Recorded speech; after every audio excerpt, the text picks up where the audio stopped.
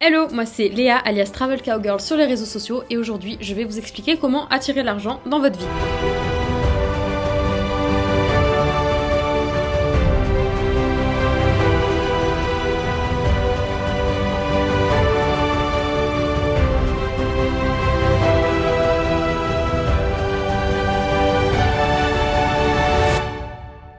Alors souvent en fait quand on se lance dans l'entrepreneuriat, puisque c'est un peu le thème aussi de cette chaîne, c'est aussi parce qu'on veut plus de liberté et plus d'argent. Le gros problème c'est qu'on se dit je vais monter un business et ça y est, je vais gagner plus d'argent, forcément je vais devenir libre. Mais il y a aussi un gros travail en fait de mental, de mindset à faire sur la relation qu'on a avec l'argent. Parce que la plupart du temps, si on n'a pas d'argent, c'est simplement parce qu'on pense ne pas mériter cet argent ou parce qu'on repousse l'argent. L'argent est une énergie. Et en fait ça va être vraiment basé sur les croyances que tu as par rapport à l'argent depuis que tu es né, aux expériences que tu as vécues dans ton enfance par rapport à l'argent. Donc si tes parents avaient beaucoup d'argent et que tu voyais ça comme quelque chose de génial parce que tes parents tu les trouves géniaux, etc., ça va être facile pour toi d'attirer l'argent dans ta vie parce que tu ne vas pas avoir ces blocages là vis-à-vis de l'argent. Par contre, si depuis ta naissance tu as entendu que l'argent c'était pas bien, il y avait toujours des problèmes d'argent à la maison, on manquait tout le temps d'argent à la maison, etc., là ça va être beaucoup plus difficile pour toi d'enlever ces croyances.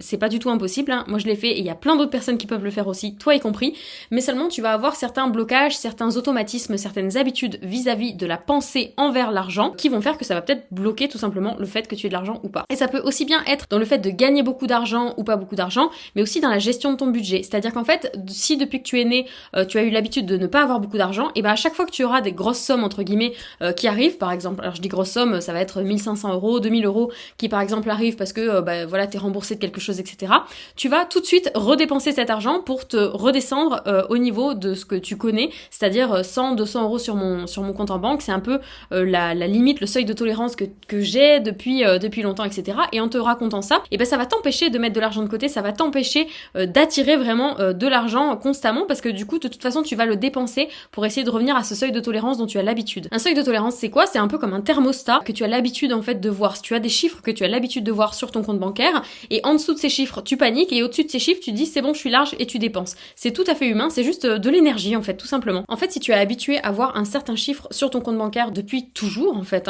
depuis que tu as commencé à travailler, depuis que tu es étudiant, et ben tu vas en fait faire en sorte de toujours rester à ce niveau-là, à ce seuil en fait de tolérance sur tes comptes. Et c'est pour ça qu'en fait il faut t'habituer à avoir d'autres chiffres. Ce que j'avais fait moi il y a 3 ans, c'est qu'en fait j'avais pris un screenshot dans mon application bancaire et en fait on avait fait un Photoshop où on avait changé les chiffres. J'avais mis 45 000 euros je crois de couleur verte, très important pour l'inconscient, d'accord, la couleur verte, parce que quand t'es en rouge c'est stressant, quand t'es vert c'est en mode ah c'est cool.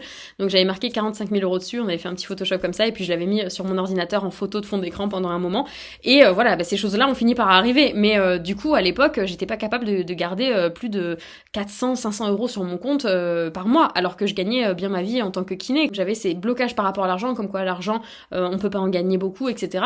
Et il y a aussi beaucoup de croyances comme quoi l'argent c'est associé au mal, au méchant, au malsain. En France l'argent est tabou, tu sais pas forcément combien gagnent tes potes ou même ta famille, tu sais pas combien ils gagnent, c'est un peu tabou de parler de combien j'ai gagné, combien j'ai dépensé, etc.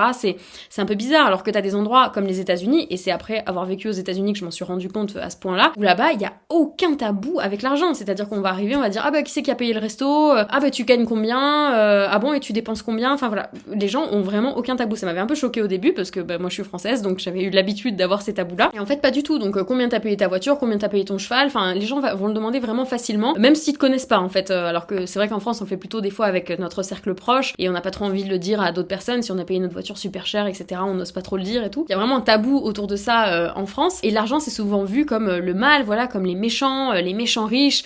Quand on voit passer par exemple, et je suis sûre que tu l'as probablement fait comme moi je l'ai fait, quand tu vois passer un jeune qui a l'air d'avoir 20 ans dans une énorme Porsche, tu dis ouais non mais de toute façon lui c'est son père qui lui a donné, ouais de toute façon il est pourri gâté, etc. Il y a toujours ce côté un peu méchant quand on parle de l'argent, parce que on estime que l'argent c'est mal, mais en fait si tu parles mal de l'argent, si tu rejettes l'argent comme ça, si tu rejettes les riches, etc., comment est-ce que tu veux que l'argent ait envie de venir à toi? C'est énergétique, franchement, tu peux pas en fait, tout simplement. Si l'argent tu l'assimiles au gros con de riche, forcément ça va être compliqué après pour toi d'en avoir plus dans ta vie, alors que si on te tend 1000 euros, tu vas dire ah ouais carrément je les veux. Donc à partir de là, je pense qu'il faut qu'on soit tous un peu plus humbles avec tout ça et qu'on soit un peu moins hypocrite, parce que ouais en fait on a envie de gagner de l'argent, on a envie de pouvoir en profiter, pas seulement pour avoir de l'argent juste pour avoir de l'argent, pouvoir voyager, pour emmener emmener notre famille en voyage, pour s'acheter des trucs qui nous font plaisir, pour être plus libre. Donc oui, on veut gagner de l'argent et c'est ok, en fait, c'est ok. Oui, et moi par exemple aujourd'hui, oui, j'aime gagner de l'argent. Pas parce que je suis contente d'avoir un gros chiffre sur mes comptes, j'en ai rien à taper, mais parce que ça me donne une liberté,